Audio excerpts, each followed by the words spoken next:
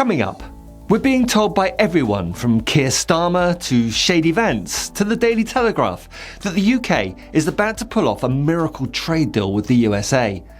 But is this almost done deal just another Brexit unicorn? And if it did ever happen, would the downsides include chlorinated chicken, hormone-stuffed beef, and the final nail in the coffin for prospects of the UK ever rejoining the European Union? Stay tuned.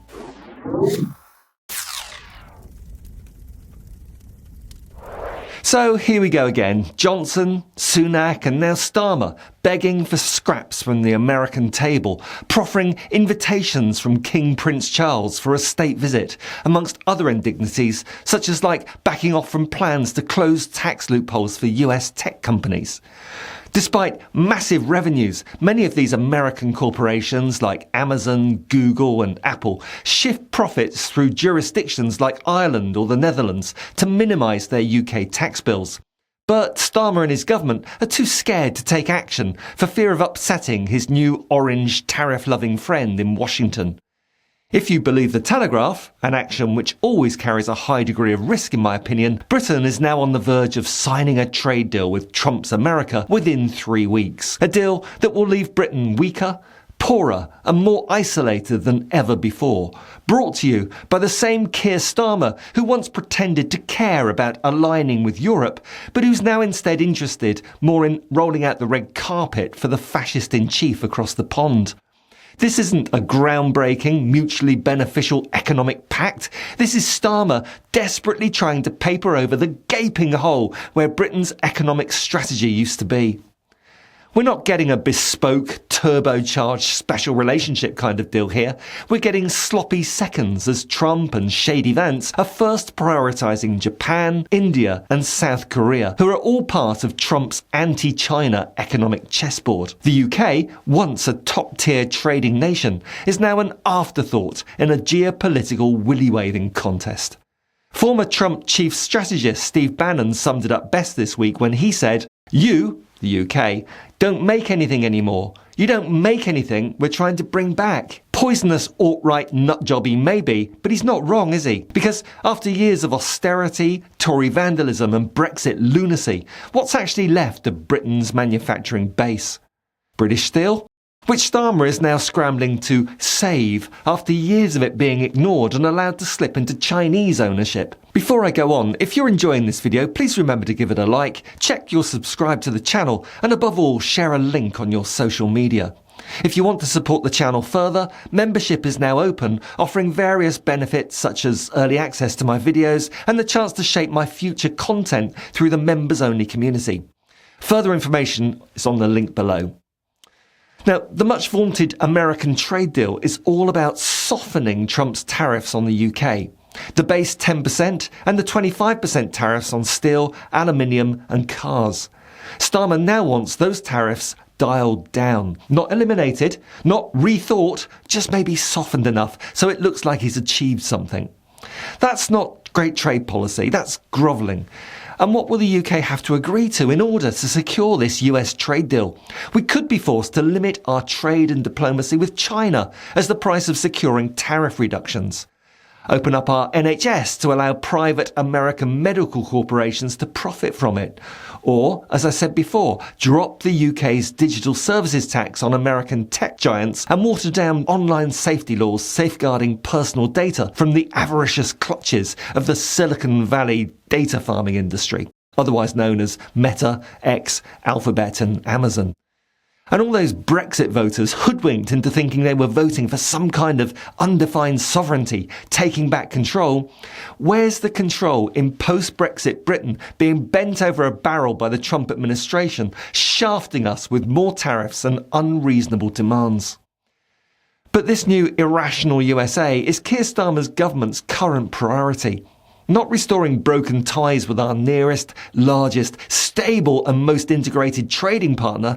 No, instead of that, we get the make Brexit work bollocks and the unedifying spectacle of watching our government chase a transatlantic fantasy of a deal with an irrational toddler determined to destroy global stability. The EU is right here on our geographical doorstep. 27 countries, 500 million people, a functioning customs union, regulatory certainty, actual standards. But instead of prioritising links with the EU and a reversal of Brexit so far as it's possible, Starmer's Labour is leaning into the Brexit delusion of plucky little Britain going it alone on the global stage, seemingly too afraid to say the obvious, that Brexit was a disaster and we need to reverse it sooner rather than later. And here's why any US trade deal matters. If it happens, it'll make rejoining the EU in the future next to impossible. Every agreement we sign outside the EU orbit builds up a web of legal and economic entanglements, different standards, diverging rules, political obligations, all of it pulling us further from Brussels and deeper into a patchwork of dodgy bilateral deals, both with Trump's America and other faraway lands around the globe. And we've already seen that many of those post-Brexit deals don't even actually benefit us. The Australian and Kiwi farmers, for example, are still wetting their pants laughing at the deal they were gifted. A fact that even the Tory author of those deals acknowledges. The first step is to recognise that the Australia trade deal is not actually a very good deal for the UK. The truth of the matter is that the UK gave away far too much for far too little in return. Every further inch that Starmer moves toward Washington is another inch away from Brussels. And while the Labour front bench is too terrified to say the word rejoin, we're busy prioritising deals that'll just complicate our eventual and inevitable return to our rightful place in Europe. If this almost done deal with America on trade actually happens, it won't be a win. It'll merely be a slightly gentler kick up the arse for Britain by the Trump White House. And that, dear viewers, is the true cost of Brexit.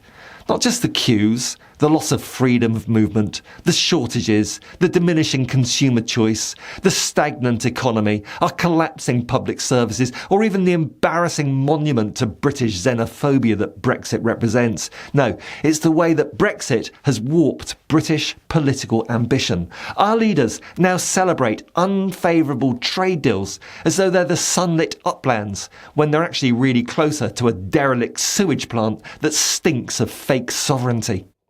I get criticised for criticising Keir Starmer, but in fact I desperately want him to succeed, to actually grow a pair and face reality. Start telling the truth to the voting public about Brexit. Get serious about Britain's future and stop chasing dodgy deals with the convicted felon stroke sex offender in the White House, and instead start laying the groundwork for the only serious way forward, rejoining the EU.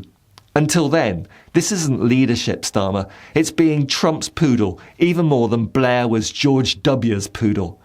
The Americans don't respect us. They see us as a desperate, isolated, post-industrial wasteland, ripe for exploitation. And if this deal is agreed, Britain will be locked into the orbit of an unstable, unreliable, untrustworthy and irrational America for decades. And the EU? They'll just move on without us. Welcome to the Brexit, sir. I'm sorry. Oh my God.